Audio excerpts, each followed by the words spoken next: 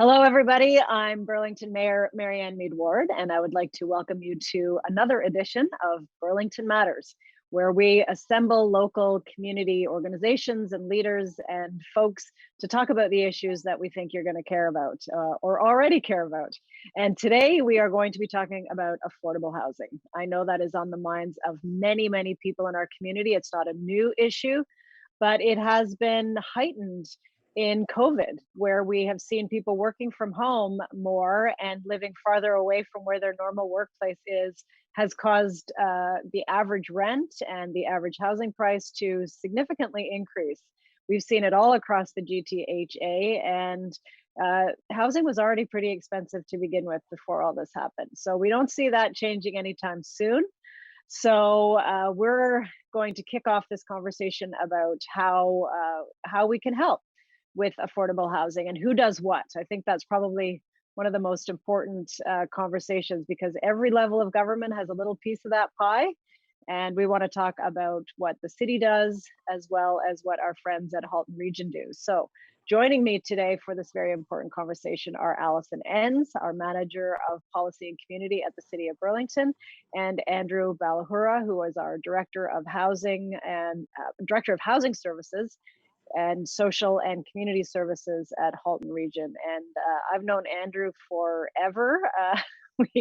When I was a counselor many moons ago, I sat on the Halton Community Housing Corporation, Health and Social Services. And so it's great to see you again, Andrew. I know this is a very passionate topic for you. And Allison, you've been working really hard in the city on affordable housing as we get into our official plan. And well, we had that conversation throughout, but there's good news on the horizon. So Allison, I'm going to come to you first to talk about some very recent and exciting new initiatives that are underway at the city on the housing file. Go ahead. Thank you. Yeah, you're right. Very recently, in January, we came to Community Planning, Regulation and Mobility Committee to talk about a city housing strategy. Really, at its core, it's, the strat plan identified it as important. Vision to focus, which is that sort of action-oriented plan for the term of council, said this is really critical. And our new official plan reinforced it with policies and sort of set out the framework of what a housing strategy should do. It's about diversifying housing choice in the city, increasing those options everywhere so that we have appropriate, attainable, and as well, affordable housing. So I think the discussion about who does what is really important, and I'll be really interested to hear Andrew's the role of the region. But as a lower tier municipality, we don't have any direct responsibility for housing. But we have official plan policies, we have zoning regulations, we deal constantly with development application review processes, and we have other strategies that are in the toolkit that we can start to employ to deal with housing, such as community improvement plans, where you can build a suite of financial tools that could support big picture objectives like this one. So that's really exciting. We're just looking for creative and innovative solutions to address our local housing issues with a really clear eye on who does what and how to define what the city's role should be going forward. That's great. And before I come to you, Andrew, I think my first question for you will be, what is affordable housing? Because we have a continuum, we have different metrics, and as Allison said, the city has no direct housing responsibility. We don't build, own, staff, or put people in housing. That's your job, and you'll tell us about that. But we do have the ability, as Allison said, through tools like inclusionary zoning or tools like approvals for development applications, to require that a percentage of housing be affordable. So we'll talk more about some of those tools, but what does that even mean? I think that's probably the single most asked question that I get, because everyone has a different definition and it's based on what they can afford. So walk us through the housing continuum and just those definitions, and then we'll get into some of the tools. Go ahead, Andrew. Well, thanks very much, Mayor Mead Ward. So in the Halton region, we use a housing continuum that recognizes that individuals in our community have a multitude of needs of housing, whether it's from homelessness right through to the private marketplace. So in terms of how do we define affordable housing in Halton Region, it's defined per the official plan, the regional official plan. And in essence, it is housing with a market price for purchase or rent that is affordable to households of low and moderate income, spending no more than 30% of their gross household income on housing without government assistance. And assisted housing, on the other end, is housing where some form of government subsidy is required to meet affordability targets. We look at this from a housing continuum that transcends, as I said before, from homelessness to the private marketplace. And on the most left side of the continuum, we have special needs housing, which is where we direct funding directly to those folks that require specialized housing, transitional housing, emergency shelters, some of our most vulnerable individuals in the community. And that's where the region directly funds. Assisted housing is also, some people may refer to it as community housing or social housing. That's where we provide funding to individuals in our community that require government intervention or government subsidy to be able to make their rents. And those are delivered directly through our own housing corporation, the Halton Community Housing Corporation, or in partnership with nonprofit and cooperative housing providers. We also work with 16 landlords in Burlington and have over 345 private sector rent agreements with these individuals where we leverage those units and subsidize the rents. Affordable housing then is that funding where housing costs represent 30% or less of middle income households. There is some form of government subsidy, but not to the extent of being assisted. And of course, market housing then is those units that anybody, the free population, market. the free market, correct? Yeah, that could be able to leverage it. So when we talk about affordable housing, the methodology we sort of use is that if we do it right, vulnerable individuals within a certain price point should be able to afford 3 of every 10 new units created.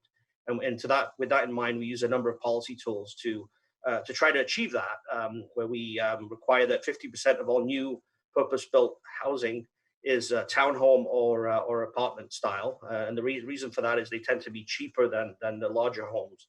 And then we require that 30% of all new builds meet the affordability target to try and achieve the assisted and affordable outcomes in our comprehensive housing strategy.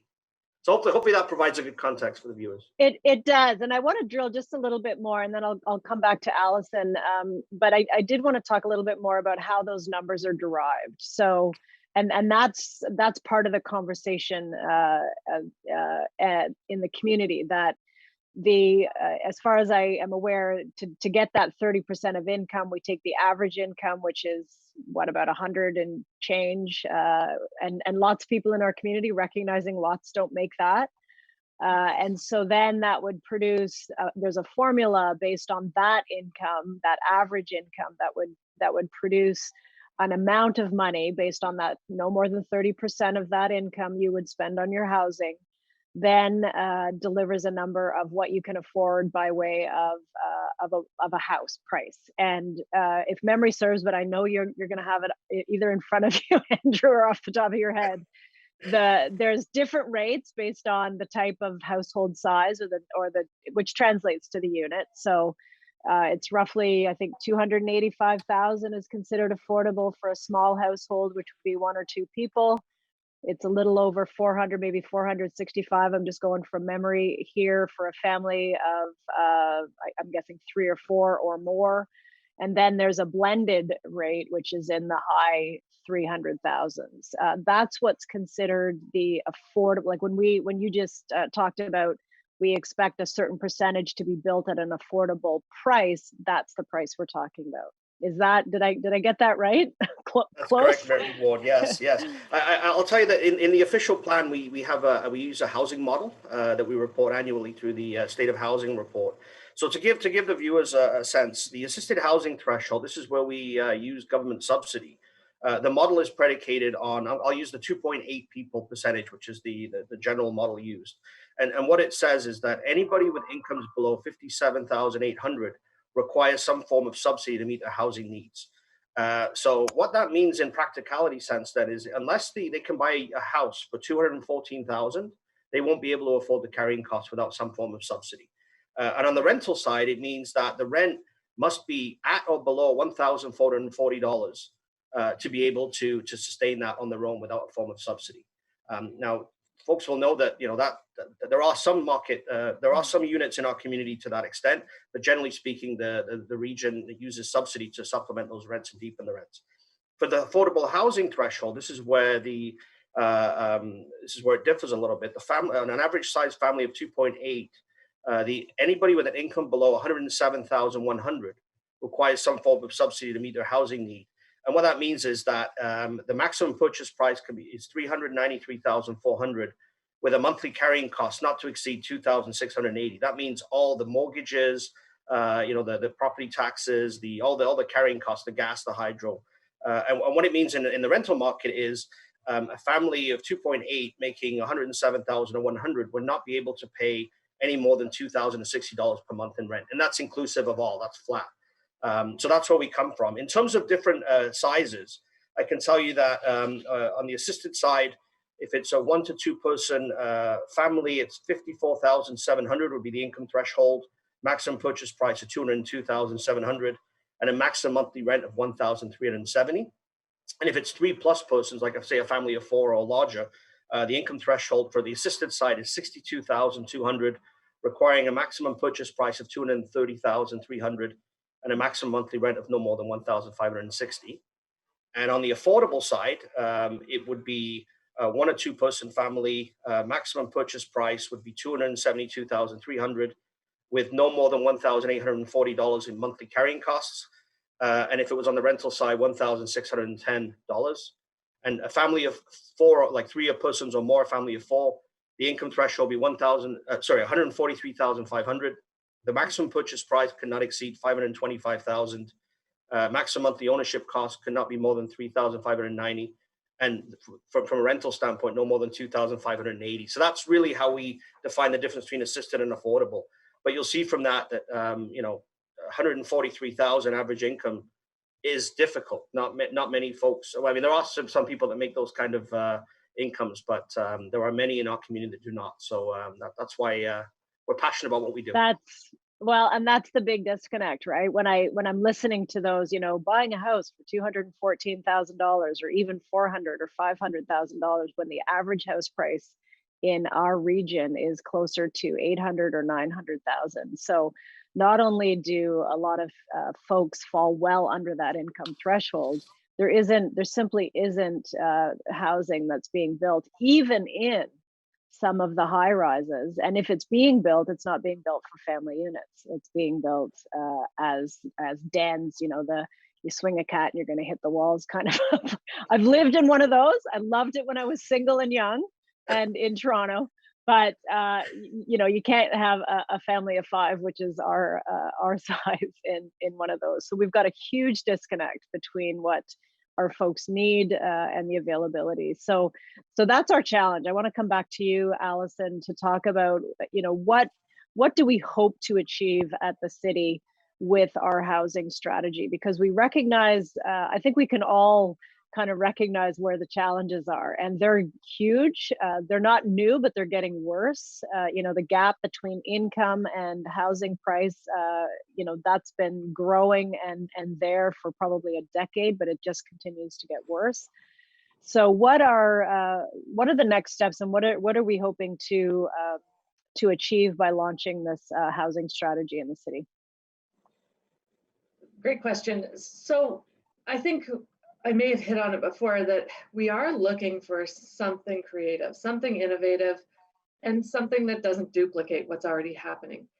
But not duplicating is different than sort of layering in on top of all the great work that the region is doing, that the province and Canada as a whole, CMHC, is doing. So I think, just to sort of roughly sketch it out, we see that there may be a need for changes to our policy framework. Even though we've got a new official plan, there may be changes that we become aware of that we really need to act on as a result of what we learn through the strategy. We may be coming forward with a CIP, for example, a community improvement plan, like I mentioned, where we can build in. So let's pause. Yeah. Yes, sorry, you were going to explain. I was just going to say, let's talk to folks who may not know what that means as well as you and I do, and Andrew. So what can we do with a CIP? Yeah, no worries. That's what we're here for, is to provide as much information. So a CIP, walk us through what that is. So just broadly speaking, a community improvement plan, that's a tool that municipalities have at their disposal to provide financial incentives in order to sort of further a broader public interest or a bigger planning objective that is important to the entire city or the entire region for that matter.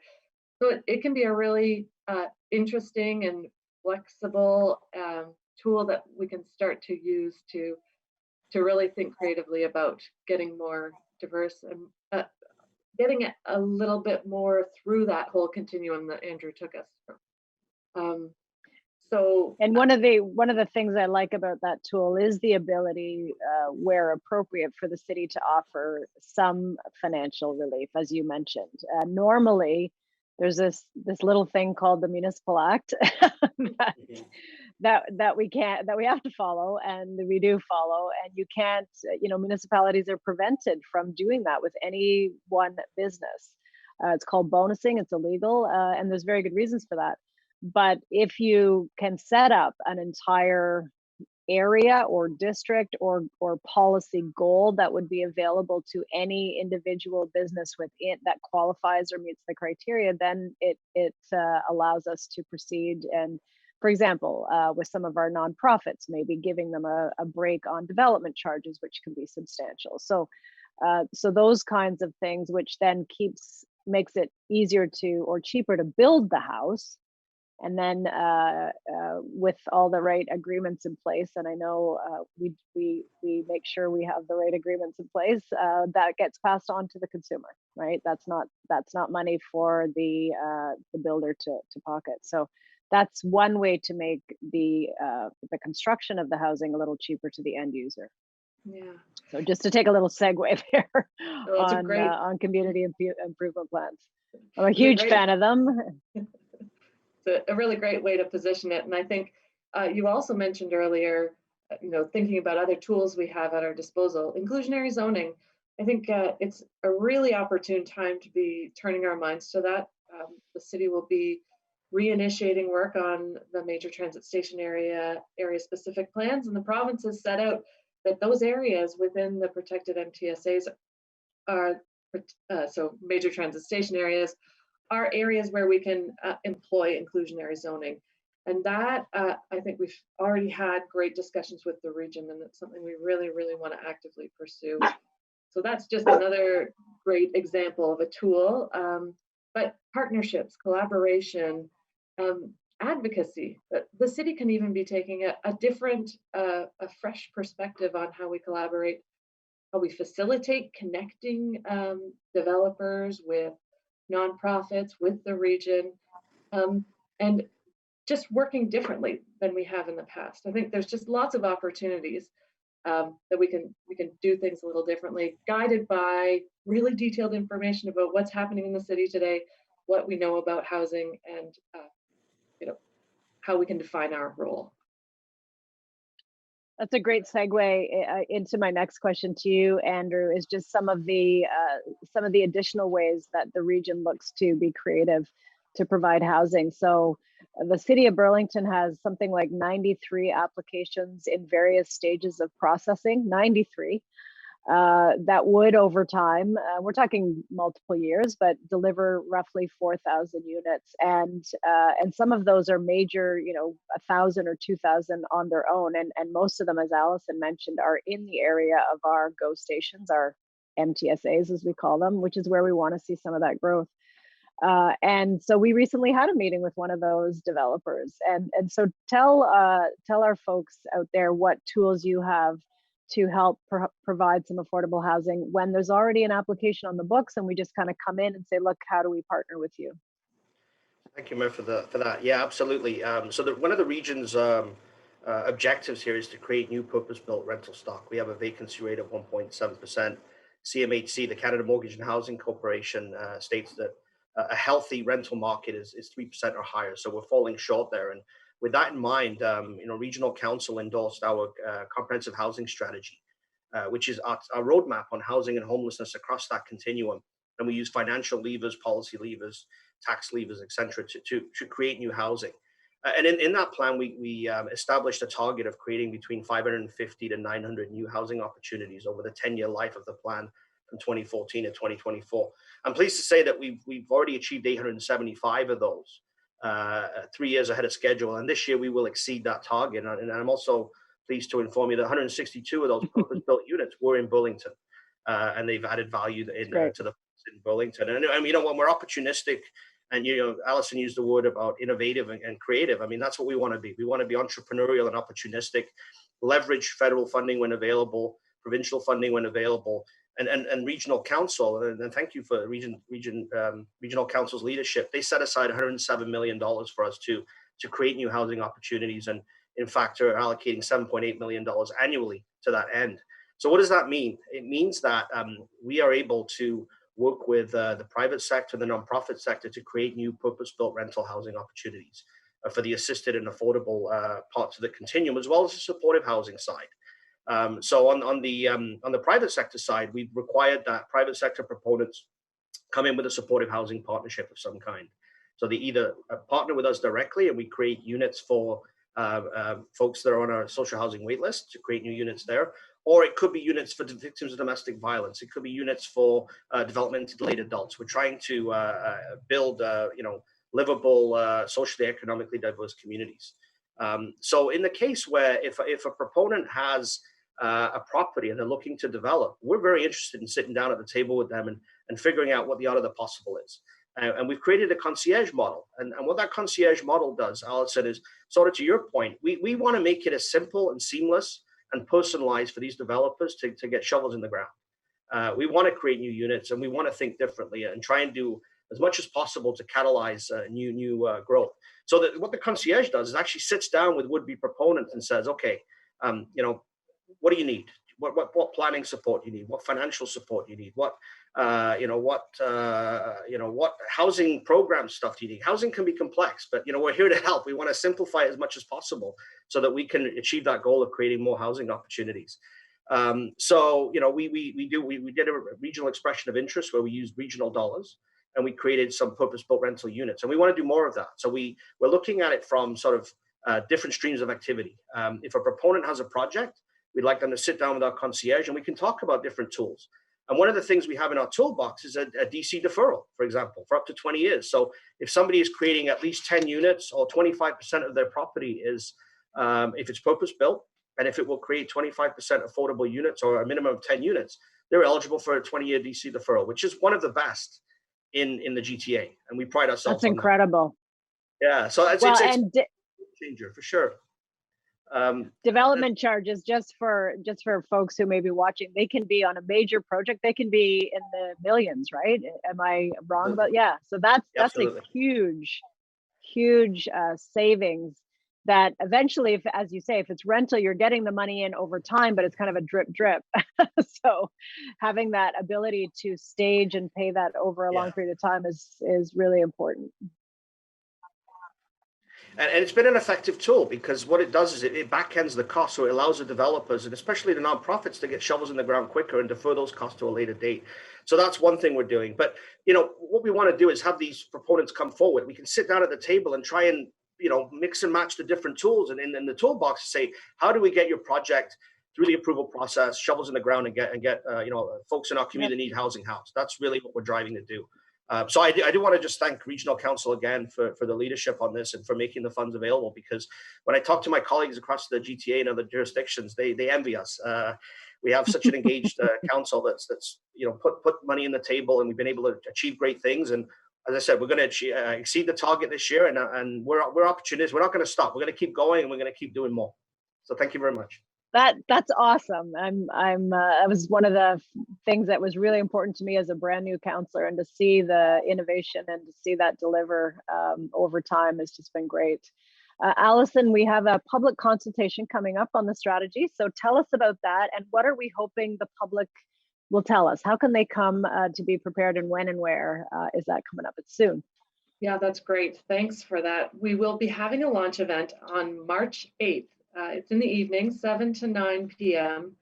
And we're inviting everyone, community members and stakeholders, to join us, join city staff, as well as a community panel to have a discussion about housing, in particular in the context of the housing strategy. So we're just looking to introduce the work that the housing strategy intends to undertake. We're looking for input and feedback from all comers about the development of the housing strategy. And we're actually seeking input about how people would like to be engaged through the process. So it's about a year. There'll be a lot of really interesting data elements and then the sort of resultant strategy elements to sink our teeth into. It'll be supported by a public engagement plan, which that's another date I'd like to throw out there. On April 6th, staff will be returning to Community Planning, Regulation and Mobility with a draft engagement plan, as well as some more detailed timings about not only the strategy itself, but are there other, or just a timeline for identifying when we'll deliver on other concrete actions that can likely happen in parallel with the strategy. So it's an exciting time and busy time, but we really, really love to see you. It'll be, of course, a virtual event on Zoom, and we'll be advertising really shortly. So we're looking forward to it. Well, that is almost all the time we have. I think we could talk for many more hours about this, but I really want to thank you, Andrew from Halton Region, and Allison from the City of Burlington for joining me today, and for all of your work over many, many years at both tables on this very important conversation. So for all of you watching out there, I do hope that you will tune in and join us for our housing strategy. We will continue this dialogue. We are really looking forward to hearing from you about the challenges you face, any ideas that you've seen from other jurisdictions or municipalities. You know, if we don't have to reinvent the wheel, we won't, but we will do our best to be innovative, creative, and think of new ways that haven't even been thought of yet to try to close the gap that exists between our folks who need housing and the housing that is available. So very much looking forward to those conversations to be continued. And thanks again for tuning in, all of you, to Burlington Matters. Wrapping up for today, I'm Marianne Mead Ward, Burlington Mayor. Thanks for joining us.